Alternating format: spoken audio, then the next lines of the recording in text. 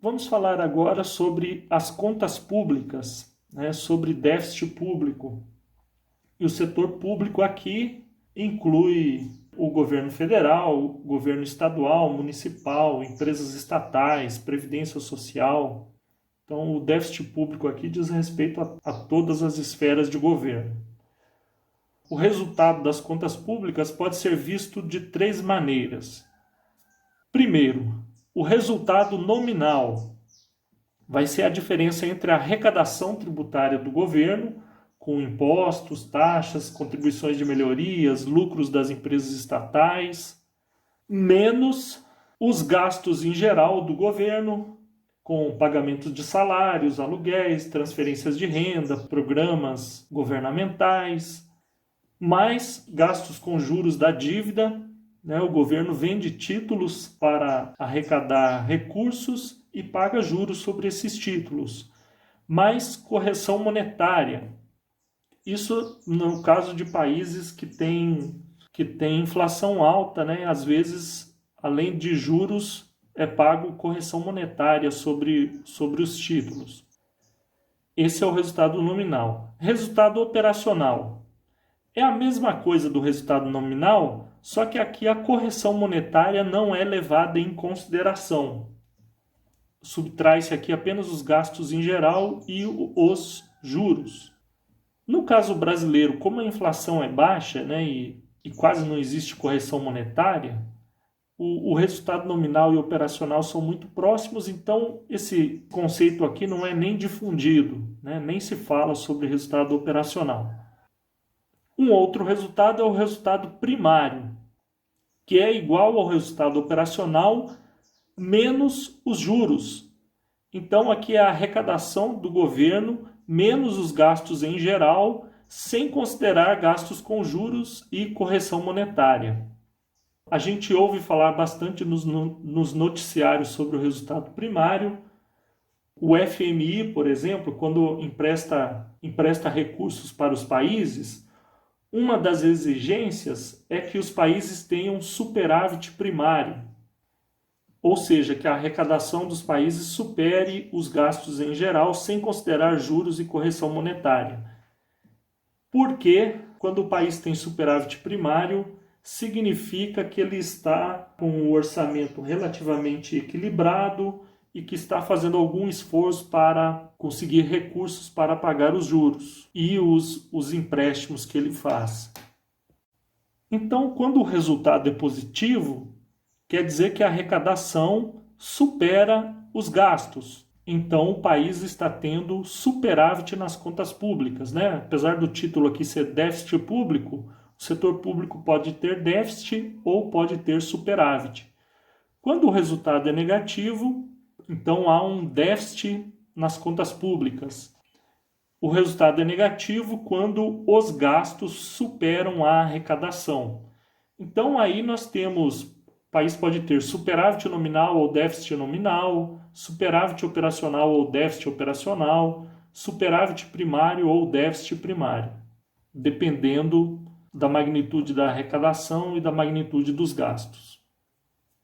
Essa tabela aqui apresenta algumas informações sobre os resultados das contas públicas brasileiras de 2013 para cá. Esses valores aqui estão em bilhões de reais. Então aqui nós temos o resultado nominal, os gastos com juros da dívida pública e o resultado primário.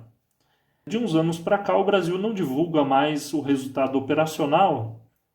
Então, o resultado primário aqui é o resultado nominal menos os juros.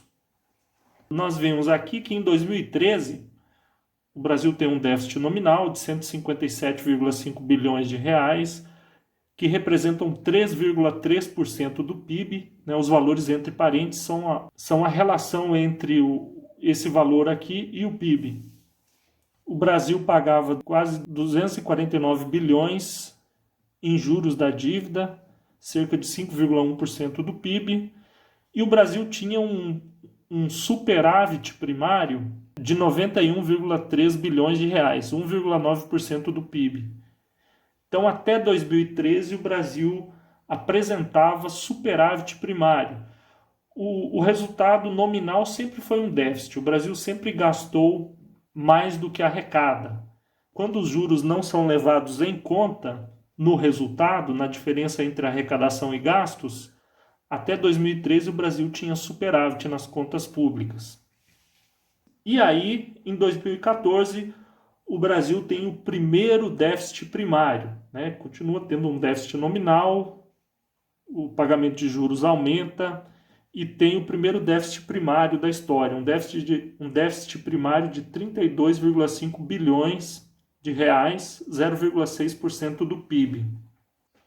A partir de 2011, o governo começa a reduzir o esforço para gastar menos, e aí é uma política de desoneração fiscal, né? O governo concede incentivos para algumas empresas, né? Isentando elas de pagar imposto, a arrecadação do governo cai e o governo continua expandindo gastos, né? Aumento de crédito subsidiado do BNDES para alguns setores, tudo numa tentativa de estimular a economia. Quando chega em 2014, a coisa sai do controle, né? E o Brasil apresenta o primeiro déficit primário. Ressaltando aqui que esses cálculos são feitos desde 2002. E aí as contas vão piorando.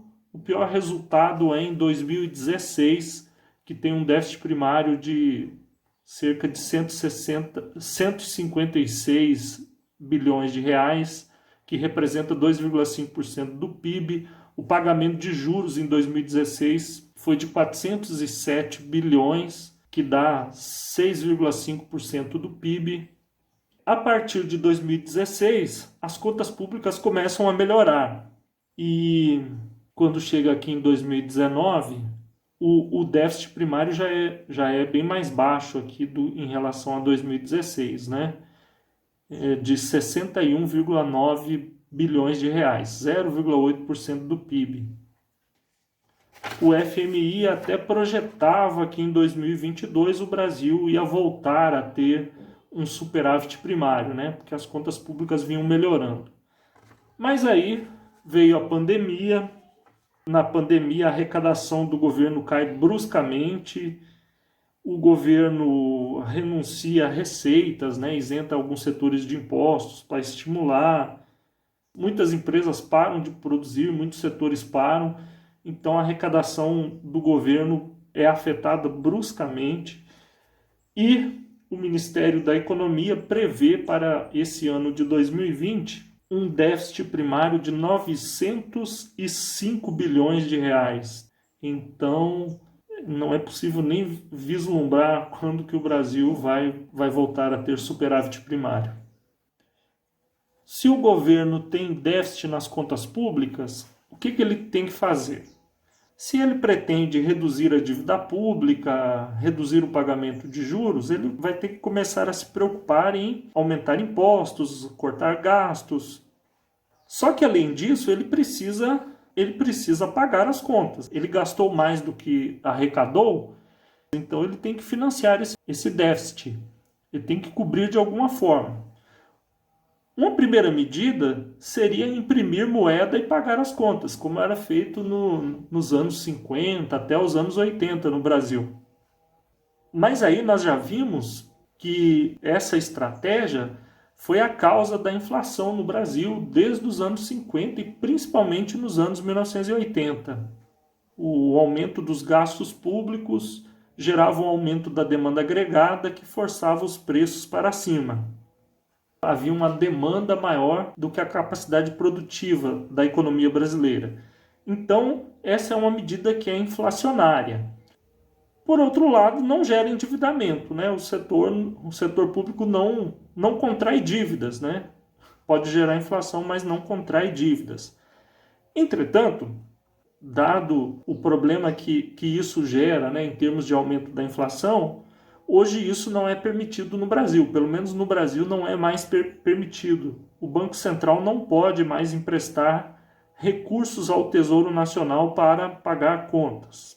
Então, no Brasil não tem essa possibilidade. A outra opção, e na verdade a única escolha que o Brasil tem, é a venda de títulos da dívida pública. Então, se o governo gastou mais do que arrecadou, ele precisa pegar dinheiro emprestado para pagar os gastos. E como que ele pega dinheiro emprestado? Ele vende títulos da dívida pública, né? O Tesouro Nacional vende títulos da dívida pública. Quem compra um título do governo está fazendo um empréstimo para o governo e no futuro vai receber o valor do título mais os juros. Qual que é a vantagem da venda de títulos? Não gera inflação como a emissão de moeda. A desvantagem é que aumenta a dívida pública. Os títulos que o governo vende para os brasileiros fazem parte da dívida interna. Os títulos que são vendidos para estrangeiros compõem a dívida externa. Então, a desvantagem é que o país fica endividado e vai ter que gastar uma parcela do dinheiro dos impostos com o pagamento de juros. E aí, se o país gasta muito com juros, sobra menos para gastar com educação, saúde, infraestrutura e assim por diante. Orçamento público. Todo ano, o governo precisa elaborar um orçamento para o ano seguinte, e nesse orçamento estão as previsões de receitas, despesas, as metas de superávit das contas públicas. E aí, depois que esse orçamento é elaborado, o Congresso vota a aprovação do orçamento. O orçamento público surgiu no século XIX, né? Surgiu inicialmente na Inglaterra, em 1822. E esse era o orçamento tradicional. O objetivo dele era disciplinar as finanças públicas, controlar o executivo. Então, era uma forma de controlar para que o governo inglês não gastasse mais do que arrecadava. E nessa época, a participação do Estado na economia era pequena ainda, então o objetivo do orçamento era principalmente para disciplinar as contas públicas. Depois dos anos 1930, a participação e o papel do governo na economia foi mudando, e aí surge o orçamento moderno. Além de disciplinar as contas públicas, algumas vezes é permitido que o governo tenha déficit. Depende da situação. Por exemplo, numa situação de queda brusca da arrecadação, às vezes o governo faz alguns gastos com programas de desenvolvimento, alguns gastos para estimular o emprego. Nesse orçamento moderno, algumas vezes é permitido que o governo incorra em déficits e tenha desequilíbrios nas contas públicas, né? Então, algumas vezes o poder legislativo, dependendo da justificativa, acaba permitindo que o governo tenha déficits, julgando, né, quais seriam os custos sociais de obrigar o governo a ter um superávit em situações adversas.